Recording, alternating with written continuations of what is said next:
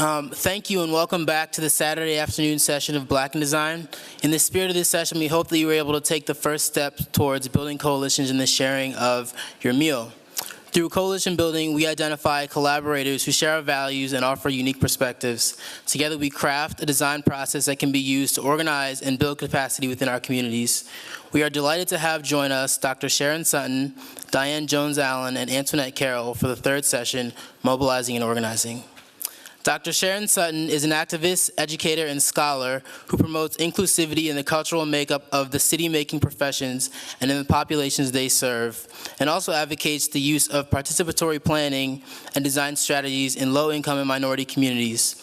Dr. Sutton currently teaches at Parsons School of Design and is a professor emerita of architecture, urban design, and social work at the University of Washington. Diane Jones-Allen has over 30 years of experience in professional practice, focusing on land planning, open space and park design, and community development work. She is currently the program director for landscape architecture at the University of Texas at Arlington. She is also a principal landscape architect with Design Jones LLC in New Orleans. Her research and practice is guided by the intersection of environmental justice and sustainability in African American cultural landscapes. Antoinette D. Carroll is the founder and CEO of Creative Reaction Lab, a nonprofit social enterprise that educates, trains, and challenges cities to co-create solutions with Black and Latinx populations to design healthy and racially equitable communities. Within this capacity, Antoinette has pioneered a new form of creative problem solving called equity-centered community design. Throughout her career, Antoinette has worked for nonprofits, working for social justice, human rights, and diversity and inclusion. The session will be moderated by Cesar McDowell, Professor of Practice of Civic Design at MIT's Department of Urban Studies and Planning, and founder of MIT's CoLab. Oh, Cesar. Oh, I'm sorry, Dr. Sutton.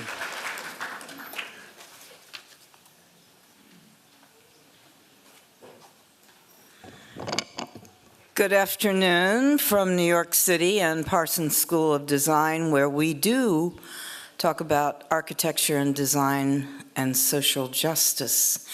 And I just want to give a shout out to the GSD AASU students who have not only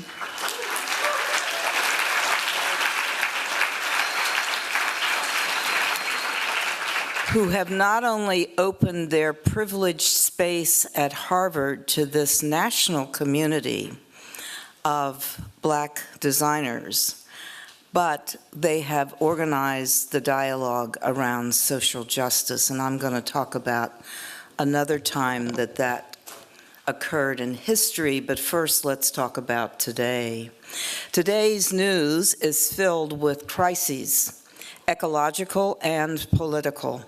These crises challenge designers not only to construct resilient environments, but also to be resilient as activists in mobilizing for social transformation.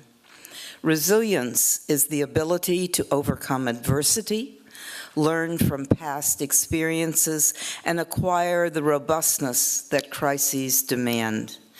As a concept, it evolved from observing the persistence of ecosystems in the face of change. Beyond the environmental fields, the term appears most often in psychology and characterizes the qualities individuals and communities exist during traumatic events.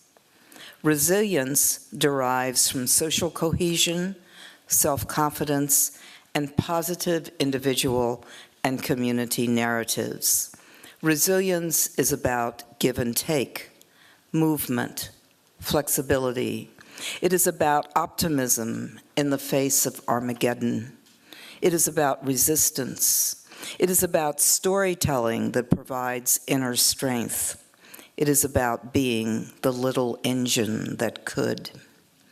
Resilience is surely the quality activist designers need to mobilize a social justice movement. This afternoon, I offer an example of derailed resilience that can inform your own efforts. It is the story of the 1968 student rebellion at Columbia University, which is narrated in my recent book, When Ivory Towers Were Black. The rebellion occurred at the height of the civil rights movement and was, in part, about race relations with the nearby Harlem neighborhood. I had always believed that the rebellion was the reason for the ambitious affirmative action efforts undertaken at Columbia's School of Architecture. Through my research, I discovered that the student rebellion was only part of the recruitment story.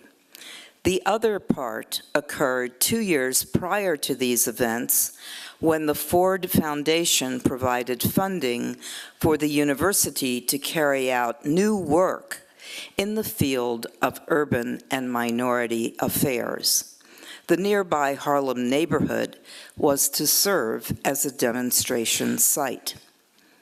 These funds allowed the School of Architecture to mount what was arguably the boldest recruitment effort among the country's architecture and urban planning schools. The funds also supported ambitious community outreach projects that gave the recruits a leadership role in the school. The rebellion took place during the spring of 1968, a year of heightened social protest. One source of unrest was the Vietnam War. As the media documented its horrific casualties, many Americans took to the streets, especially draft-age male undergraduates and their supporters. In addition, hundreds of race rebellions were occurring nationwide as ghetto residents lost hope that the civil rights movement would reverse the ravages of racial oppression. As the war in Vietnam intermingled with the war in the ghetto, a rebellion following Dr. Martin Luther King Jr.'s assassination took center stage, increasing fear of a racial Armageddon. The national psyche was running at full tilt during a year that was perhaps even more tumultuous than the one we are experiencing right now. Imagine a mood across the land that was a bit like today, where every morning you would wake up and say, "What the?"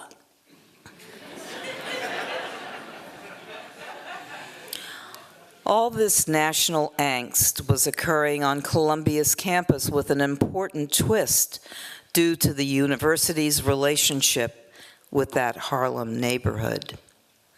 Racial tensions were at an all-time high because of the university's expansion there, which included a plan to build a university gymnasium in a neighborhood park.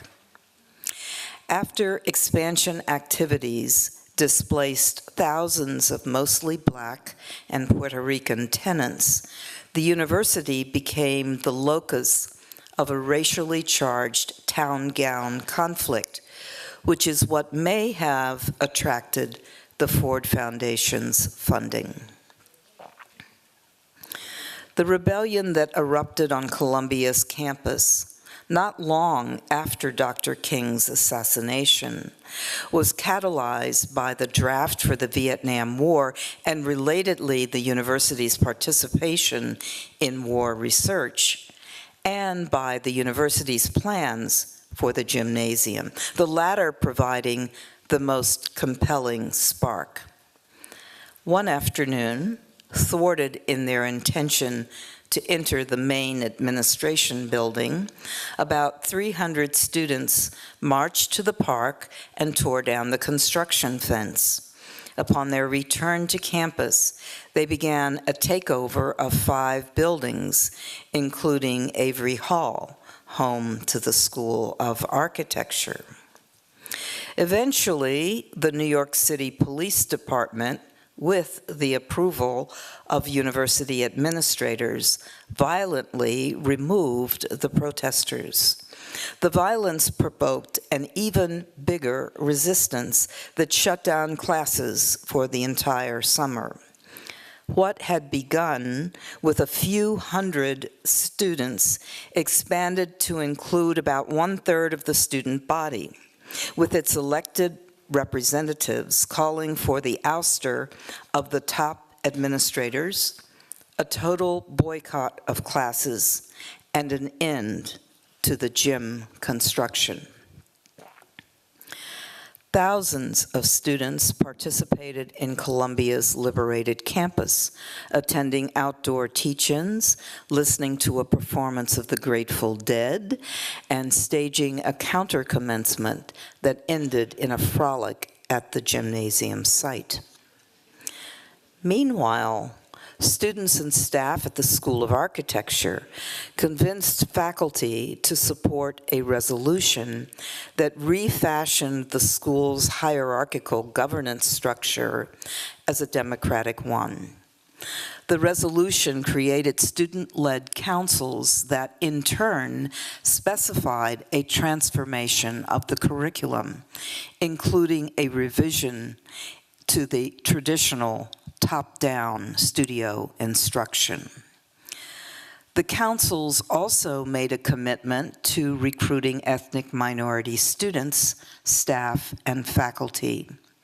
Their commitment grew out of a widely held belief that Black and Puerto Rican professionals were needed to address the ongoing crisis in the inner city. After all, they understood the needs of ghetto residents and thus would be best suited to solve their problems.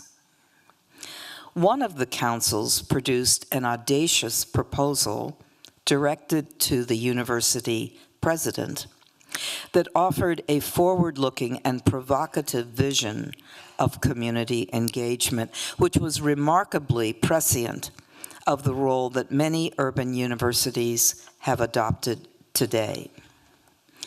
This vision of an engaged urban university is likewise what made the School of Architecture's recruitment effort so successful. Thanks to the ingenuity of 2 Black students already enrolled in the school, a recruitment process got underway that was one of the most successful university-wide and arguably the most successful nationwide in architecture and urban planning. The recruitment strategy relied upon grassroots initiative, but it also included administrators' active engagement in the process. And of course, recruitment would have not been possible without the serendipity of the Ford Foundation funding. My informant stories, which are contained in the book, not only illustrate the wide net cast by the School of Architecture in its search for ethnic minority applicants, but they also illustrate the sense of drama, the almost breathless excitement surrounding the one-by-one tracking down and enrolling of these mostly working class prospective students. Lest you befall victim to stereotype, I want to make crystal clear that the recruits were fully qualified to enter the School of Architecture.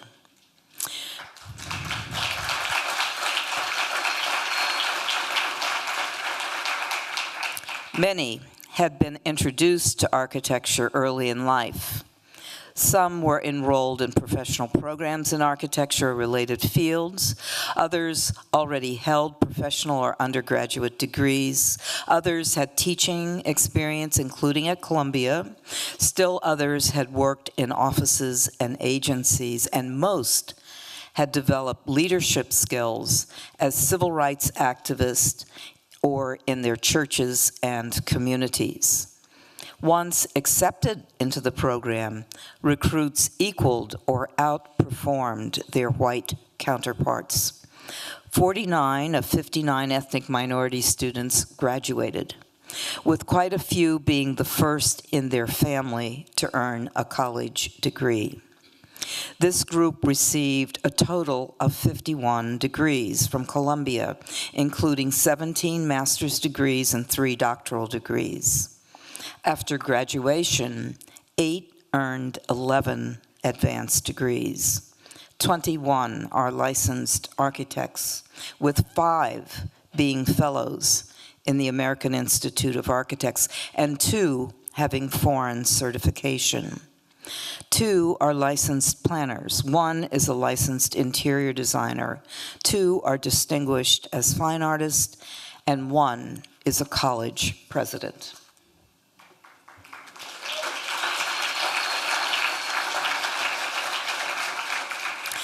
They didn't clap last week when I did this at the University of Michigan.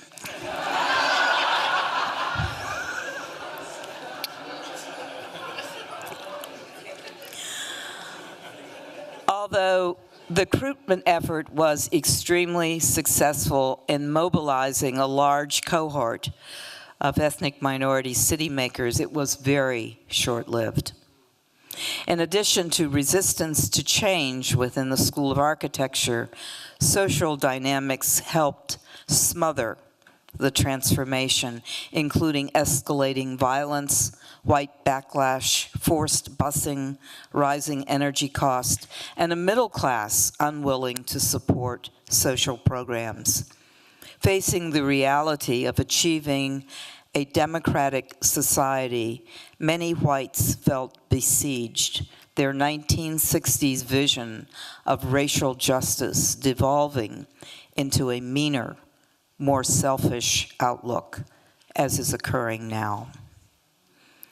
Today, diversity among architects remains virtually the same as it was 20 years ago, with 68% of Black architecture graduates leaving the field due to a mix of reluctant patrons, unsupportive majority firms, low pay, and outright racism. Even more sobering, segregation in schools is basically the same as it was prior to the civil rights movement.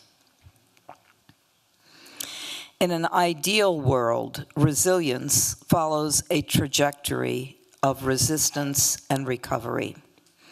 In an unjust world, a more likely trajectory is relapse followed by delayed dysfunction and even chronic dysfunction. The 1968 rebellion at Columbia illustrates a hybrid trajectory. It began with resilience and heightened resistance after the police bust. However, internal and external white lash to Black progress derailed the upward moving trajectory and propelled it downward toward relapse and dysfunction.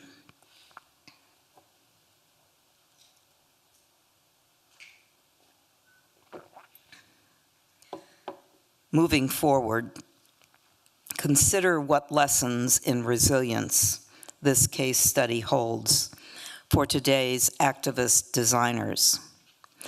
One lesson is that resilience requires strong social relations. The recruitment effort created an incredibly strong peer network because the recruits were not only ones, but involved a significant cohort which the AASU has created here. They were a force within the school, and they remain connected even today. A second lesson is that resilience requires the agency that comes from self-efficacy, optimism, and hope. The experimental curriculum offered a sense of agency because it aligned with the recruits' worldview and commitment to address the inequities they themselves had experienced. It helped the recruits see that they could achieve a better tomorrow in their own communities. The third lesson is that resilience requires problem-solving savvy. which helps people adjust their behavior as they encounter challenge. The experiment took the recruits into Harlem to address real problems, some of which had been created by Columbia's insensitive and expansion there. Among their projects were a renovated townhouse, a storefront community center, a real estate management institute, Best Pocket Parks, housing feasibility studies, plans for a community-owned minibus system, plans for an alternative high school for the New York City Board of Education, publications on tenant rights and tenant ownership, and a cost estimating course for small minority contractors that the business school implemented. Such projects equip the recruits with the savvy to overcome adversity and continue functioning in the face of racism and resistance to change. To summarize, the 1968 student rebellion and its aftermath suggest that the resilient activist designers need to mobilize the social justice movement are the strong social relations that exist within families, peer networks, and communities, the agency that comes from self-efficacy, optimism, and hope, and the problem-solving savvy that will help them continue functioning when faced with adversity. Thank you very much for listening. And now,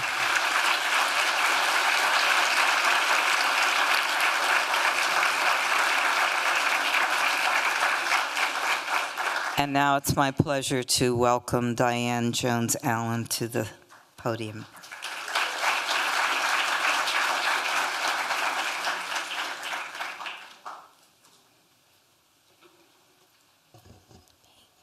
First, I want to say thank you for having me. It's just wonderful to be in the presence of beauty and brilliance. So thank you. Let's see. Okay, so this is a good follow-up because I'm actually going to talk about an action, actually a political and design action, as opposed to calling it a project. I'm going to talk about Gordon Plaza, which is a community which exists currently in New Orleans, Louisiana. I'm going to start by just reading a little bit of the history because it's a lot of dates. I'm getting old, can't remember all these dates. Okay, so this is a residential subdivision that was built on the site of the agricultural landfill located in New Orleans' Upper Ninth Ward.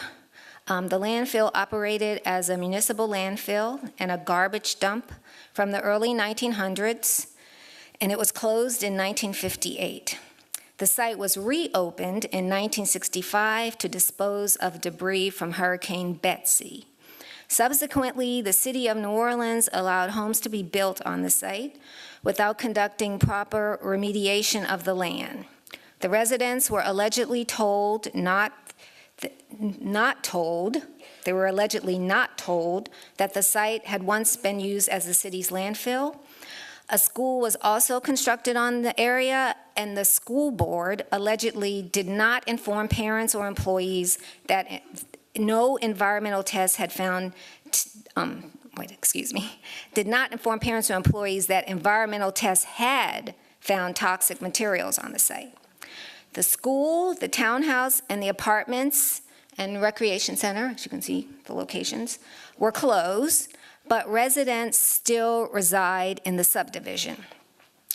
There was a class action suit initially filed in 1993 after study by the U.S. Environmental Protection Agency found the former landfill site was contaminated. The agricultural street landfill neighborhood was placed on the EPA's national priorities list and declared a Superfund site in 1994. Katrina came, people moved for Katrina, but came back to those sites and used their little bit of road home money to repair their houses and live there noun on the contaminated site. There was, from the lawsuit, okay, so from the lawsuit, most of the money went to the lawyers, and each family got about $400. So they live there today. If you can see from the picture, there's, in 1947, you could see the smoke rising, and this is 2017, and their homes are still there.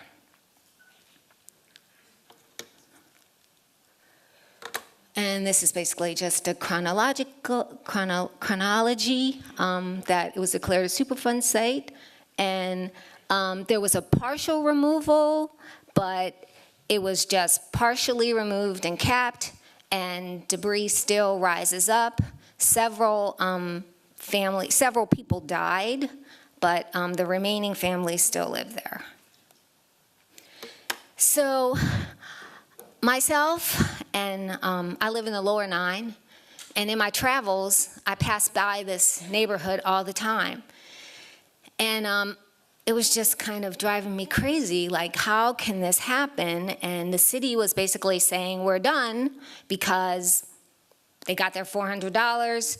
And you have to understand that the development around that you saw on the first map, that was public housing. So the public housing, because it's owned by the federal government, those people were evacuated. The school, because it was a public school, the school was closed and they were evacuated. These houses were built so that black people would have home ownership without telling them in 1976 when they built this stuff that they were building it on these landfills. So these people just can't leave because they're working class, and this is all they have is their home, the quote-unquote American dream. So they're just stuck there. So I just felt like, you know, there has to be something. So it happened in 2016.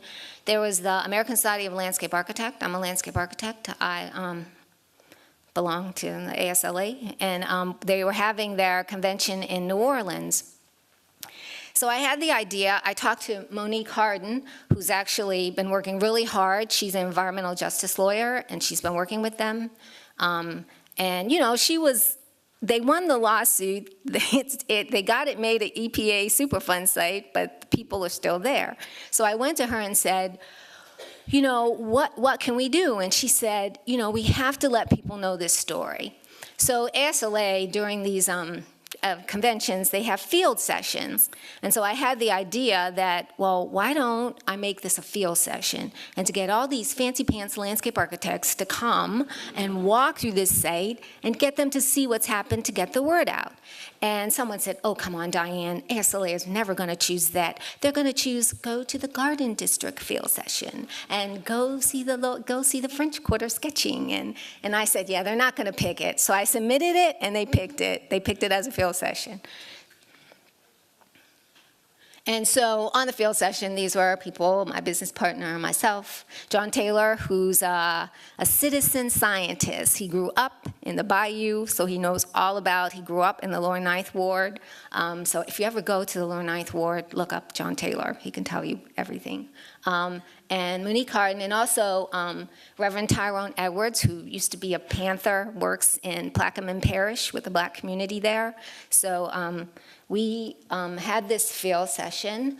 So we brought participants to the site, and basically we had them, actually the residents brought them in their houses, and they were really surprised when they went into the house. I mean, I actually have a picture, which should come up next. They were surprised because the interiors of these homes are beautiful. They were built in the 60s, so they're not like your traditional New Orleans shotgun. Unfortunately, it was like, or Creole cottage. Unfortunately, it was, you know, people wanted that kind of suburban kind of tract house, but they're really well kept.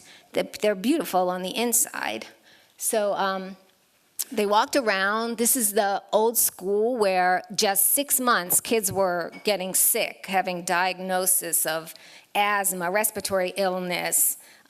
Many of the residents died of cancer. There are 52 families that are left. So we walked people through the homes, through school. Then we went over to Delgado Community College, which is a community college. They have a satellite that they built in the Lower Nine. And we kind of had this thinking session about, what could we do? And of course, the landscape architects was like, oh, we can't believe this could happen in America. Well, we didn't know this happened.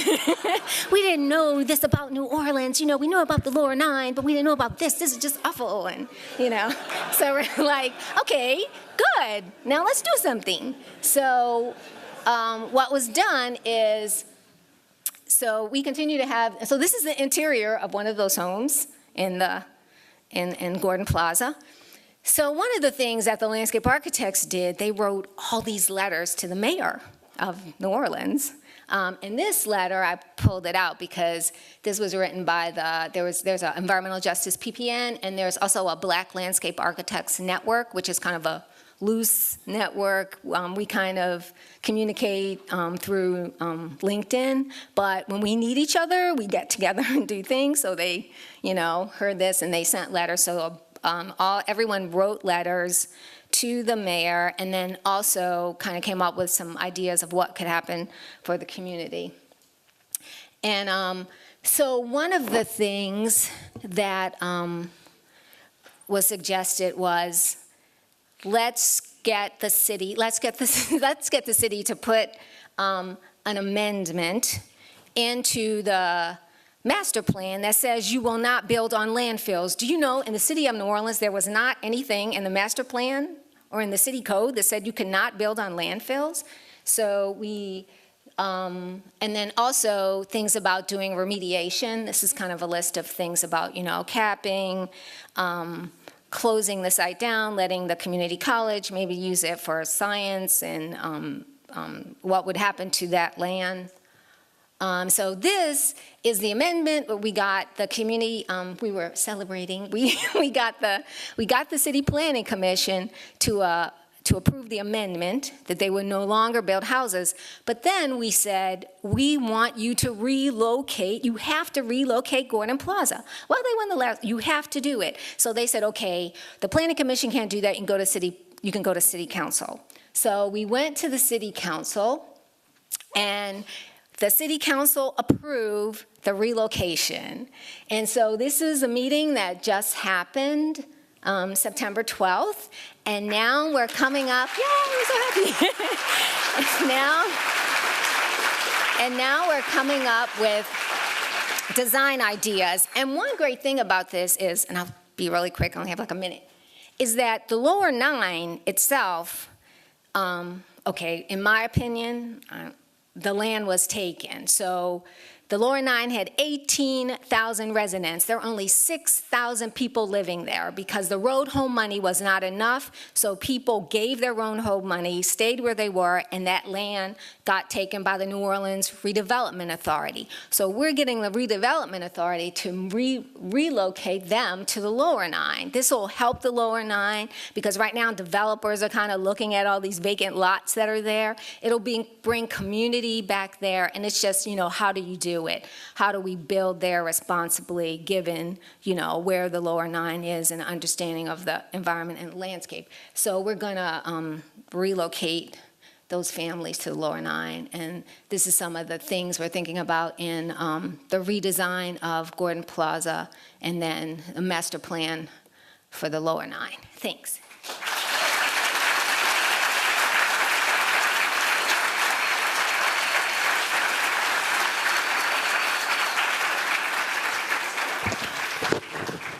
Wow, that was phenomenal. Again, I'm sorry, that was so good. Thank you.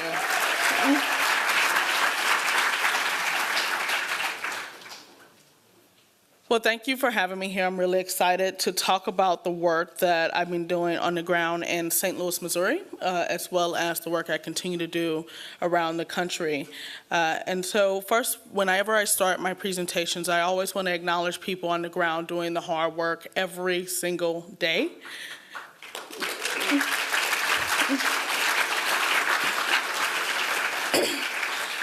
As you can see, we have new incidents up on the slide, and the list unfortunately continues to go on because we sometimes get so used to it that we tend to forget that these are just constant occurrences that we just have to be aware of. In St. Louis, it's not just Ferguson, it's St. Louis. The protesters have reignited due to the Jason Stokely verdict, because we have to acknowledge that these issues that we're addressing, particularly racial inequities, are systemic, and they've been around for centuries. One thing I will also say is I'm very intentional about language, so you probably would never hear me say citizens. I always say residents, because I want to acknowledge those individuals that don't have that privilege or that title, but still get up every day and do that hard work, so I want to thank the residents that do it as well.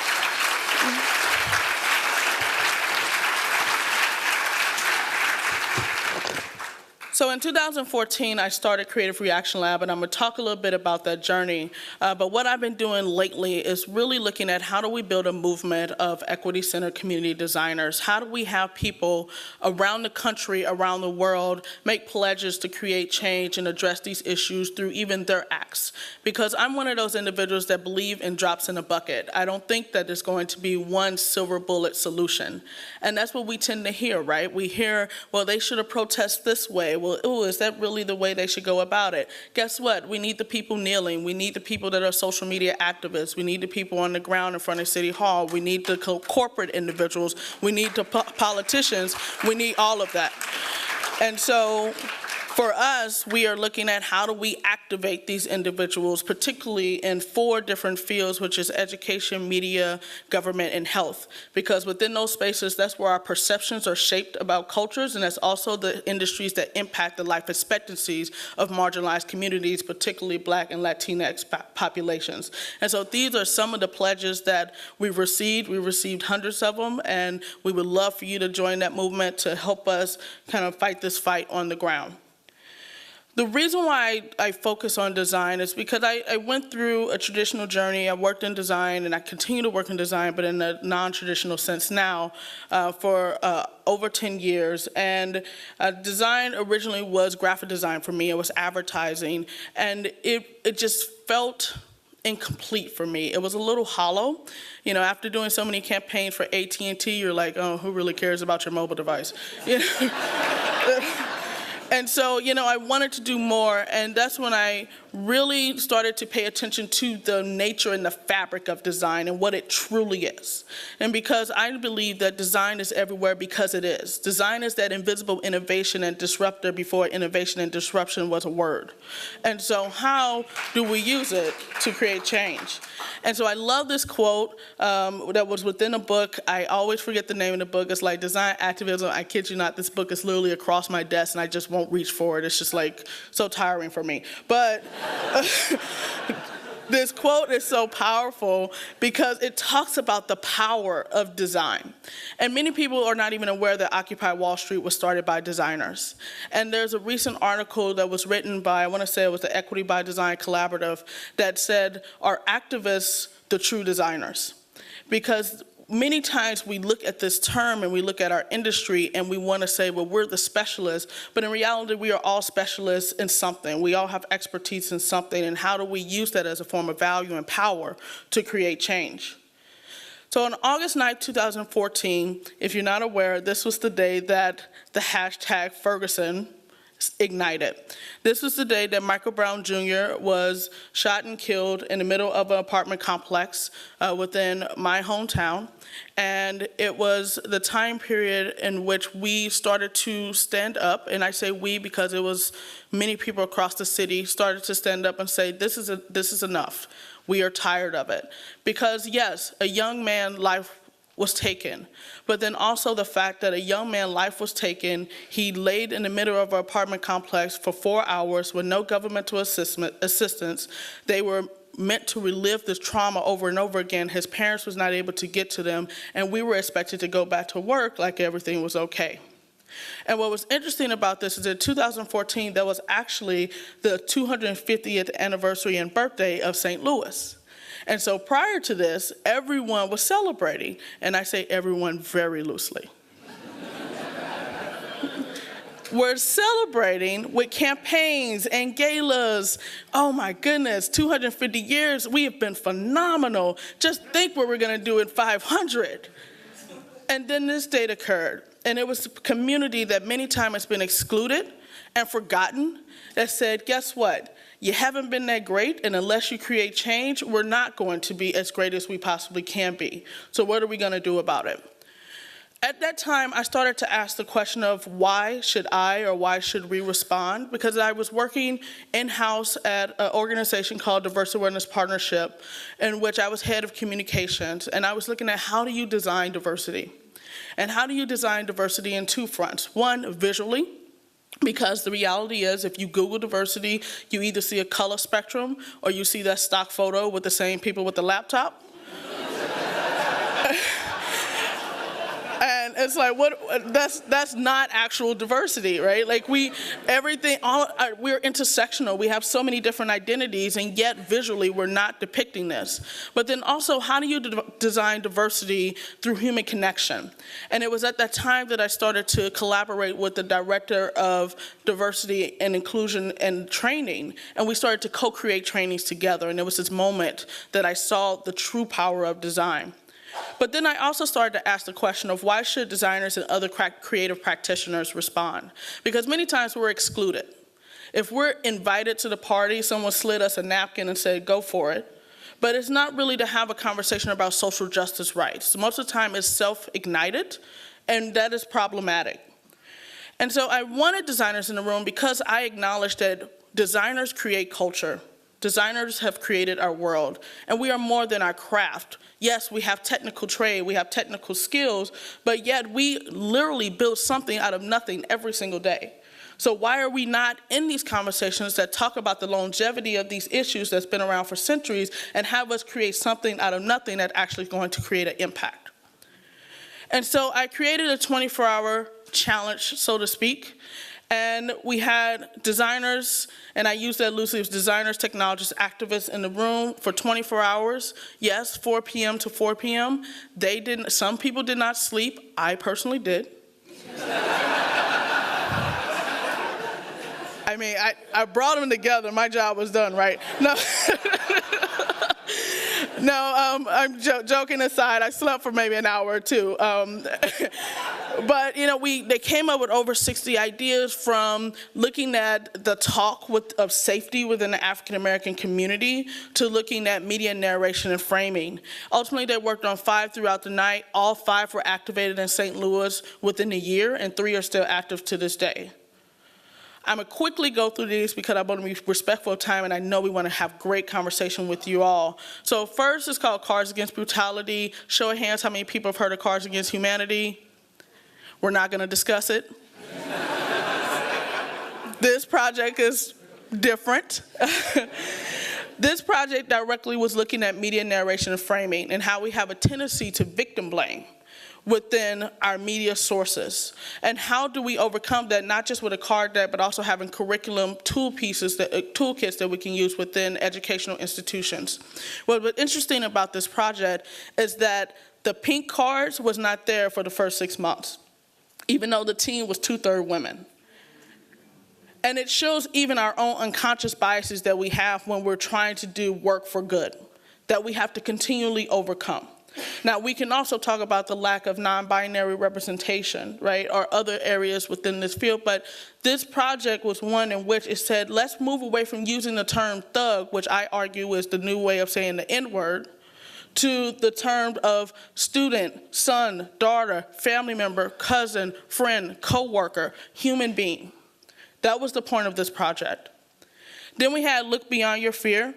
This project was directly addressing the issue of cultural fear within our society, within our region, and sometimes we hide behind the word safety to justify our actions. And in this project, it was saying, guess what? There is a cultural fear of Black males. We need to acknowledge it, and we need to overcome it. This project has since expanded, looking at the culture of fear as it relates to capitalism, political affiliation, legalization of marijuana, etc. Then we have the Vibe Switch project. This project, their tagline is stereotypes are stupid, which I don't disagree with. But this project directly was looking at how do we actually acknowledge that many of us have been stereotyped against and actually take back our individuality, own who we are as individuals and be proud of it. I sometimes give the example in which, I might get some side eyes in this room that as an African-American woman, people assume that I love R&B. I do not.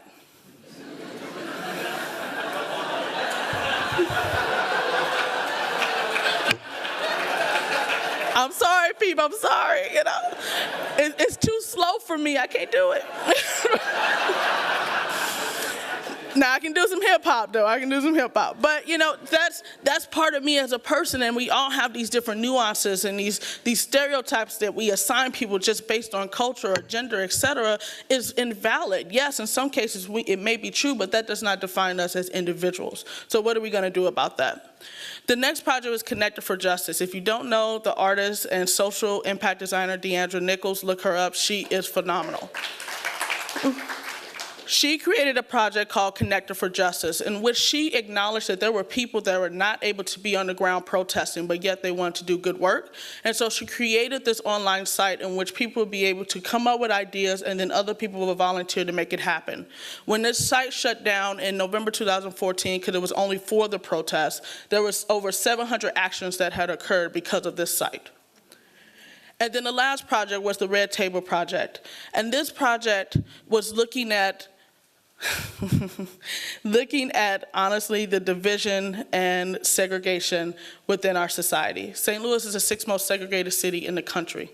In 2012, BBC actually did a mini documentary on one of our streets called Del Mar Divide, which is on one side of the street, you have boarded up homes, lack of amenities. It's 99% African American, lower income.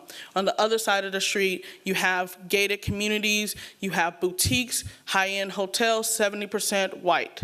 Very affluent. And this is a real thing that you actually can starkly see. And I know this through my own occurrence because my godparents that are white live on the sides with the condo, and my mother and my brothers and sisters have lived in a condemned home on the other side.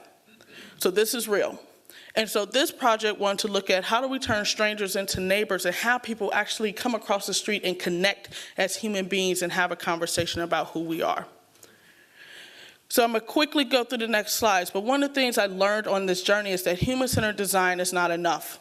Design thinking, human-centered design is great as a consultation model, but it does not start in the space of equity, which is very much prevalent in everything that's happening within our society.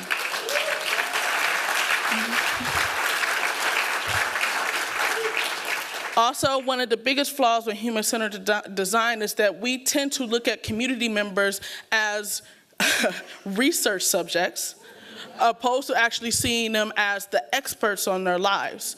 And so for us is how do we challenge this notion that's become the Goliath and in turn become David to actually sneak up and say that's not good enough and let's actually create a change there. Also, we need to get over fragmentation.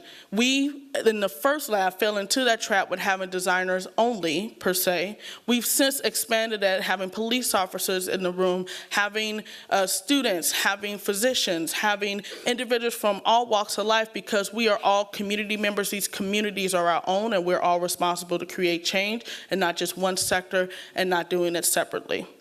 So this is a tool we created called the Table of Collaboration, in which we're directly looking at the values and expertise that people bring to the table.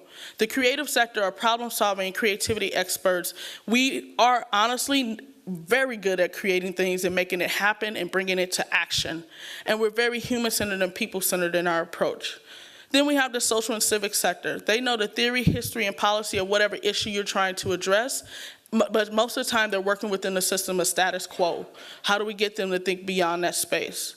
We have the business sector, and while we love their money, we want them for more than that. They know about how to test for feasibility, viability, scalability, and we have too many yo-yo effects happening within these communities opposed to looking at how do we create sustainable ideas and approaches and solutions to address these issues, because what we're addressing is centuries of work here, and so we need to address something that's going to be more than a one-year project or a two-week project. And then lastly, we have community members, which we refer to as the living experts. They know the day-to-day impact of whatever issue you're trying to address, and most of the time, the barriers that come into place of us working together has to do with access and power sharing. And it's partly our responsibility to have the strategies to overcome that so that we can have a CEO, an artist, and a Burger King worker working together. Because guess what? I am a CEO, I am an artist, and my first job was at Burger King, and I want to see all of them at the table.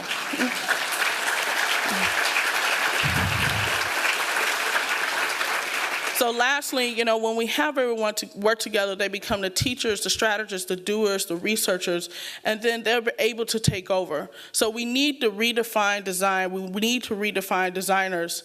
And we need to acknowledge that it is something that is very much prevalent in our lives. These systems have been designed.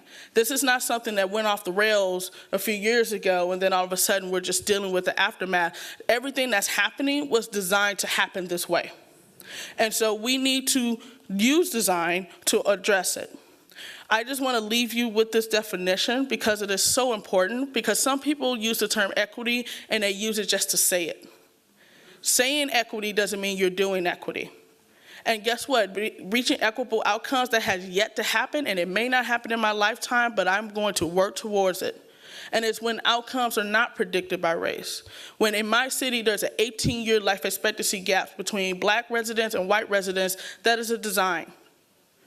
When it would take us over Black communities over 200 years to accumulate the same amount of wealth as whites, and the Latinx population to the year 2097 to accumulate the same amount of wealth as whites, that is a design. And so we need to use design to dismantle them. And I'm going to leave with that question right there.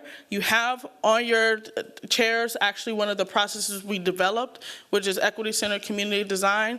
Let me be very clear about that process. The point of it is not process adoption.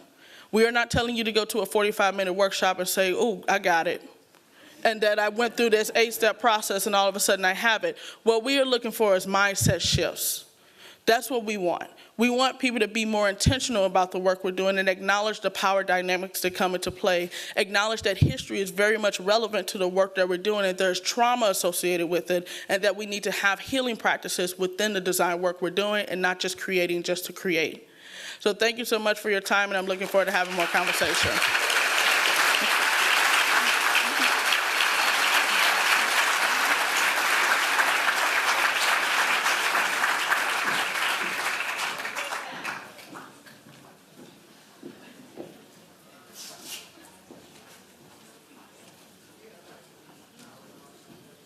Hello?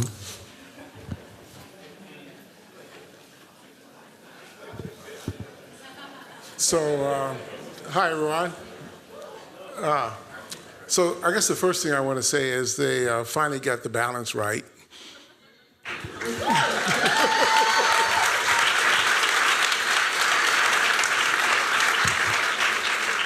And it's really wonderful to hear you, what each of you have brought. And again, like everyone else, I'm just amazed looking out at this audience. It's, yeah, I mean, I'll keep it to myself for now.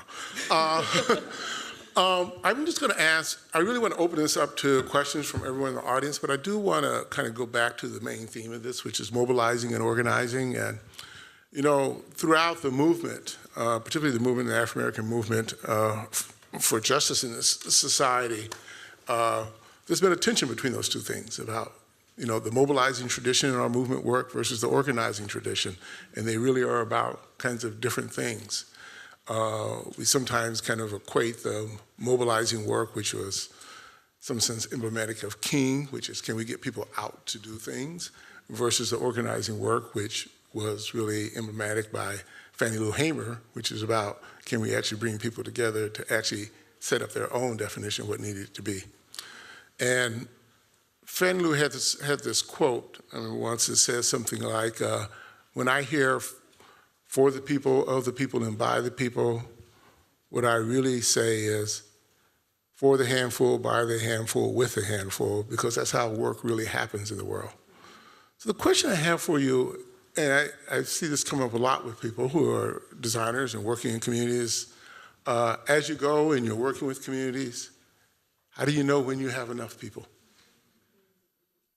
to move forward, that you've heard enough, that you're okay with what you're doing? The people who came are the people who are supposed to be there. You work with whatever you have, and whoever it is you have. So, and I think you have to adjust your own agenda to who is in the room. So I don't think there's any such thing as not having enough people.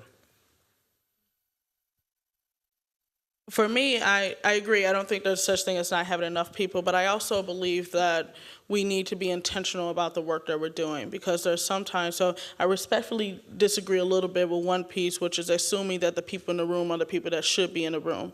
Because too many times we've had people in the room that don't have the knowledge or honestly have the desire to do the work that needs to be done. And most of the time we also don't extend that invitation that needs to be there. And just giving an invitation doesn't mean that people are able to actually attend. I can't tell you how many times I meet with people and they know who I am, and so they're like, Antoinette, you're not gonna like the first part of this presentation. And it's because I'm always going to ask, how are community members involved with this? How are you extended beyond what you normally do? And it's even built within the structure of invitation. There's groups in which they will have meetings at 8 a.m. and then expect people to attend. Only people that are going to be able to attend are the people that have the jobs and the resources and the access to attend. If you're a parent, you can't come. If you're working 9 to 5, you can't come if you are literally trying to pay your bills.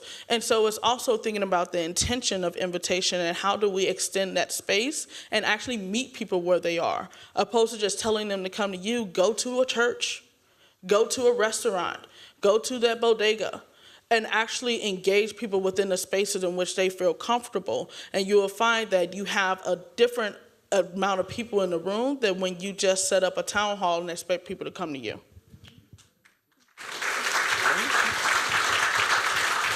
It should be on. Yeah, I agree. I think it's about like having, I don't know, quote unquote, the right people in the room, and the right people are the people that live the problem. The people that, because those are you can't really solve something that you don't live and understand. So if you're going to solve a problem, you have to have the community in there, and the community that live the problem in order to get the right information. Could I follow up a little bit? Because there's an assumption in the response that the problem doesn't include white people, or it doesn't include privileged people. There was a question about that this afternoon in the videotape of, do you think that you should be videotaping from the white person's perspective and not only from the black person's perspective? So when I say whoever's in the room is who I have to work with, I'm speaking as someone who spent 41 years teaching mostly white students. And what I've had to do is to learn how I can address social justice with those students wherever they may be. So that's my perspective on it. And I think we need them all. We need all of the perspectives. We need, as stated, we need all of the perspectives. We can't do it alone as black individuals, because honestly, we didn't create it. So why are we the ones always responsible for addressing it? But that being stated, we need white individuals. We need people across the full spectrum, because they're gonna, when we talk about power, everyone has a variety of power and opportunity to give access that others may not. And so we need those allies to do the work as well. So I 100% agree. Yeah, I mean, the project that I just showed, that was an example of that. I knew that the members of ASLA are mainly white, but if that's what it took to bring, and that was a gamble, bringing all those white people into that black community, but the black community, led it. They sanctioned it, of course. They invited them into their homes, but it was about that. It was about using the tools, having the people that understand the problem and using the tools. And the tools happen to be those white landscape architects. So I totally agree. We agree. I didn't mean that metaphorically.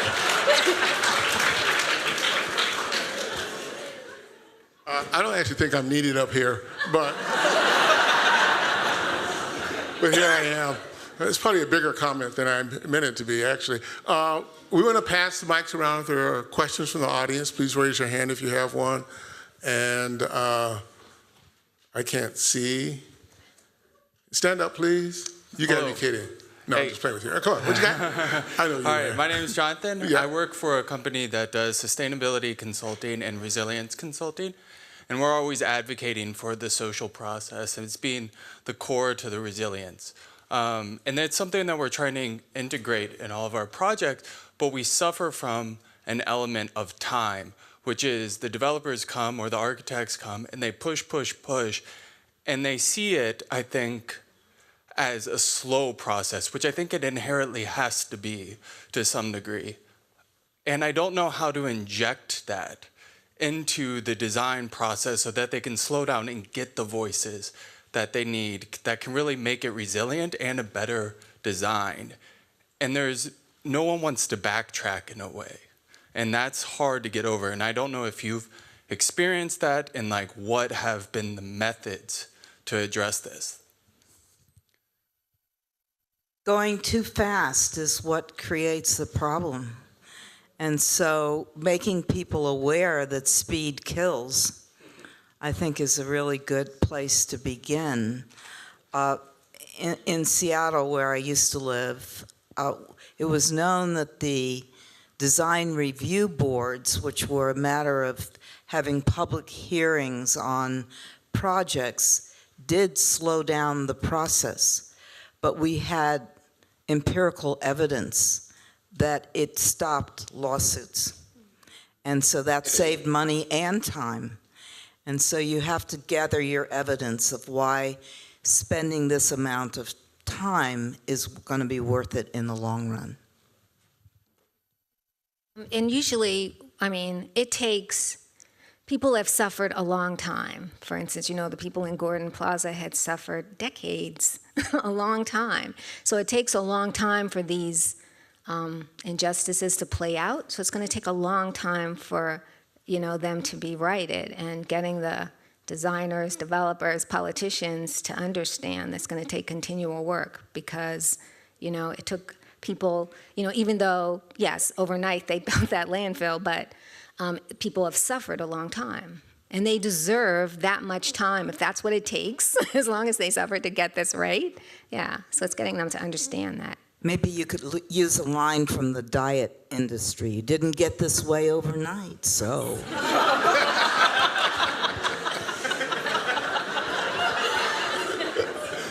That's good.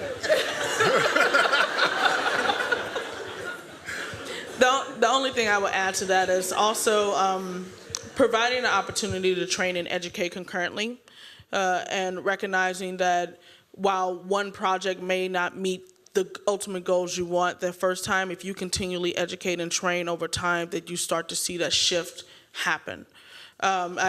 Case in point in St. Louis, there's a new design challenge, because that's all we do. But, you know, and there was one gentleman, because he actually was on a panel in which judged one of my organization's projects, and we received it. And because of that, he became an advocate of our work. He learned more, and he continued to learn from us. And so when they put out a list of jurors, he was like, oh, no, you're not about to have all white males here. And so because of that, he's a white male himself. Because of that, he forced them to rethink the way that they were doing what they were doing, just because of him constantly going through that learning journey. And I think it's something that we just need to continually do, and acknowledge that it will take time for it to happen. There's some hands over here, and in the back too. Hi, first I want to acknowledge how powerful it is for me to have 3 women of color representing in this field, so thank you.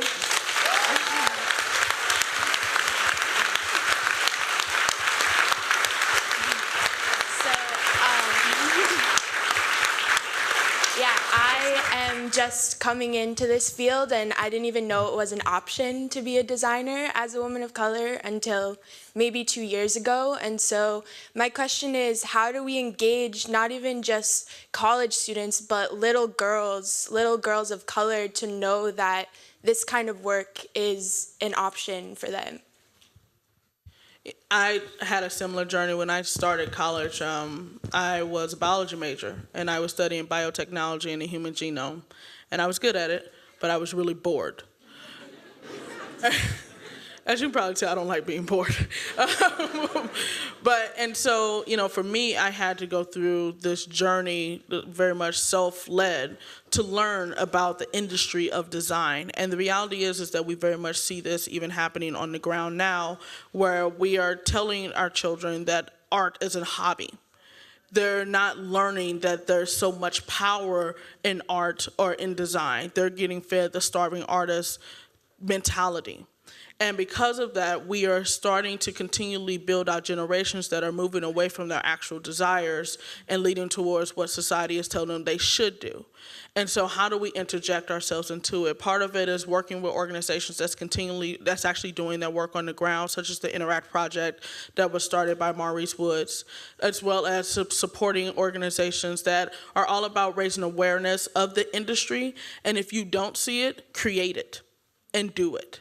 And it could be something as small as going into classrooms and sharing about the field. But I encourage you to not just go into the classroom and say, look at my portfolio and how great I am, which is what tends to happen, but actually give them a space of application and actually able to build their own skills. Because what I found in looking at this, because my other hat is that I was the founding chair of Diversity and Inclusion Task Force with AIGA, the Professional Association of Design. And what I found was that we want to go in and we want to raise awareness, but that is all that we're doing. Whereas when you talk to many people that have been in the industry and they have internships, they're at the top companies, they had started doing art, they had art classes and after school programs and portfolio development opportunities in elementary school. And so by the time they're in high school, they're going to National Portfolio Day, which in turn is sending them to RISD and Harvard and all the other schools, which in turn is giving them mentors. It's literally a pipeline. And so how do we not only raise awareness, but give the students the space to learn how to build their portfolio so that they can continually be competitive within this field, because there's a lot of them there. We're just not giving them that pipeline to make it happen. Hello, my name is Jennifer White-Johnson. I teach graphic design at Bowie State University, and I'm a big fan of everyone on the stage. It's a beautiful audience. I'm so happy to be here. I braved 12 hours on the train to bring my design students here. So, yeah. Yes.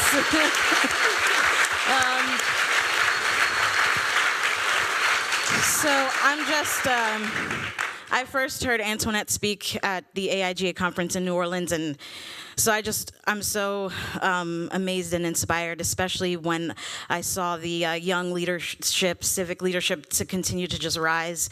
So I guess my question is, how do we continue creating those partnerships, specifically with HBCUs who have those direct, I have a lot of students from Baltimore in my classes, a lot of students from DC. What do we do to continue those partnerships? Like, is there like leadership retreats where we just make it a requirement that they go to every semester so that they can just continue to just understand civic leadership, creating those relationships with young folks within the community.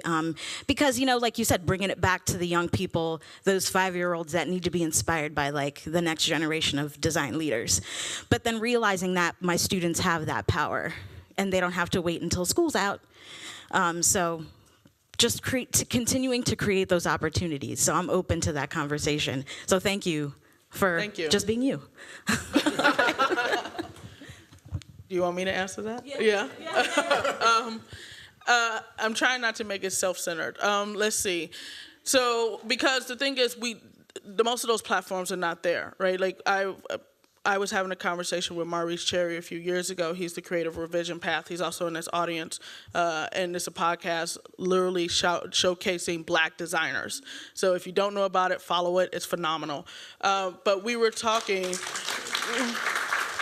a few years ago, and we were talking about how do we actually support design education within HBCUs, and I will also argue within Hispanic school associations as well, because it's not being done. And so we honestly have really just had the conversation about it.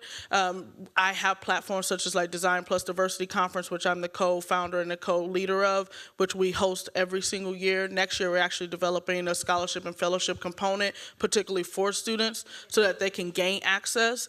But then also at Creative Reaction Lab, our program Designed to Better Our Community, which we're launching next summer, is directly focused on how do we have a near-peer model of not only high school students going through the program, but being mentored by college students. And our partners right now are HBCUs locally, and we're always looking for more. And so let's definitely have a conversation afterwards, and I can help with that either through my own platforms or other platforms that I know they are continually trying to raise this bar. Because a lot of it is grassroots. I wish it was, we've done this 10, 15, 20 years, but it's okay. We're going to continually build it together, and I'm pretty sure there's plenty of people in this room that can also help build that as well. So there are a lot of organizations within the design profession that you can network with, as you mentioned. We can also get out of our idea about design and look at what kids are doing without us. And it's quite amazing. And a place to look are the community design centers that often have youth groups that are doing absolutely amazing stuff. It's sort of, part of the hip-hop tradition, but applied to my community. And so if you have a community design center, I was talking with someone earlier, I think yesterday, about The Point in, who was that? Anybody in the room?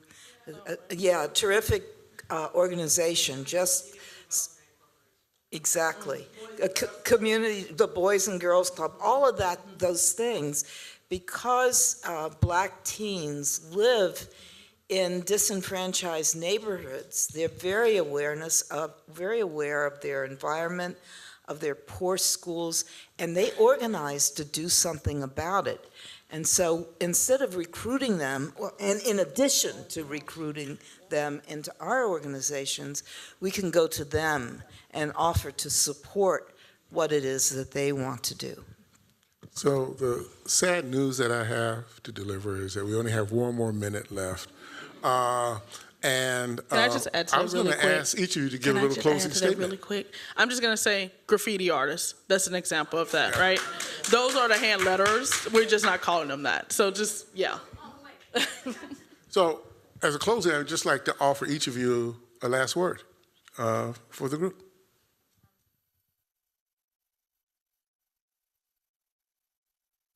Okay, so I just wanted to say, and I'll use this time just to say that landscape architecture really has that issue. I mean, it was a long time before I knew that landscape architecture existed. And the way I found out was there was a program here at Harvard called Career Discovery.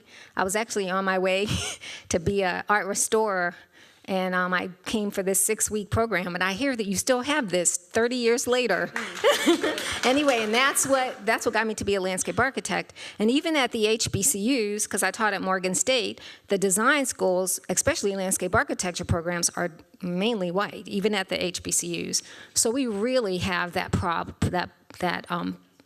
And so I would suggest landscape architecture students, Black and white, go into, the schools, the communities, let people know what landscape architecture is. I think it's one of the, it's a profession, that you really changed how people live. So that's a real issue for me. When I'm in the community, I always tell, because they always say, oh, you're an architect. And I said, no, I'm a landscape architect. I explain what that is, because that is a profession that really does suffer from people seeing what we do, but not knowing that that is a profession.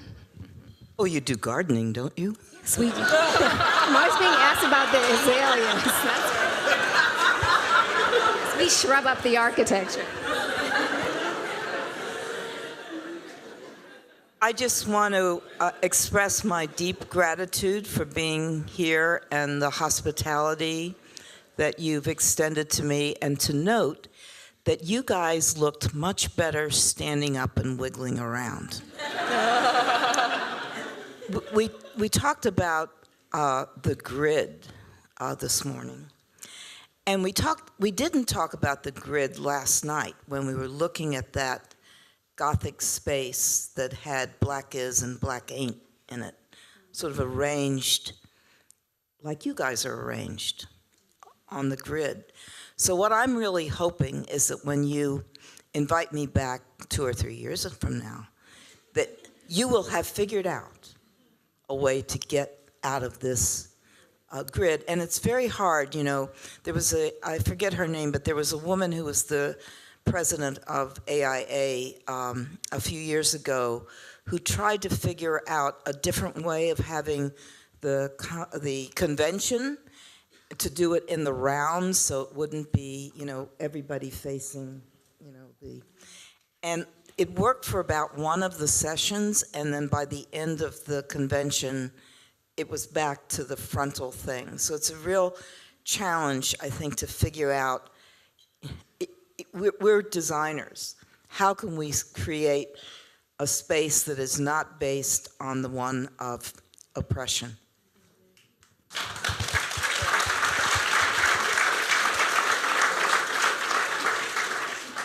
The last thing I would leave was, one, continue to support the work of these phenomenal women. Get her book. Like seriously, they can't self-promote because it's weird, so I'll do it for them. Okay. But then the last thing I really will say is that we need, obviously, more people of color. We need people from marginalized communities within these spaces. But having pipeline programs and diversity inclusion programs is not enough. Because what we're expecting is that, you know, once we have people of color within these roles, that then automatically they're going to have an equitable lens to make society better. And we ourselves have yet to go through that journey of understanding our own flaws. Because within our own space, we really promote empathy, which is important, right? We need to be empathetic. But one of the things that we talk about is that before you truly have empathy, you first need to build your own humility.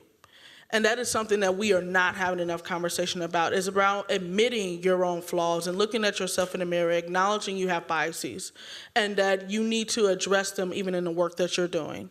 So if we're going to continue to build these pipeline programs, which we should, let's also concurrently train ourselves to think about unconscious bias, to look at our history, to acknowledge the trauma, to heal from it, and integrate that within our practice. And that's the same even when it comes to youth. We need to train early, but training in technical skills is not enough. We also need to train our minds. And so I encourage you, if you haven't already started, which I would argue you have if you're in this room, but continue to do so, and then also help train and build those mindsets outside of this room as well. Would you please join me in honoring and thanking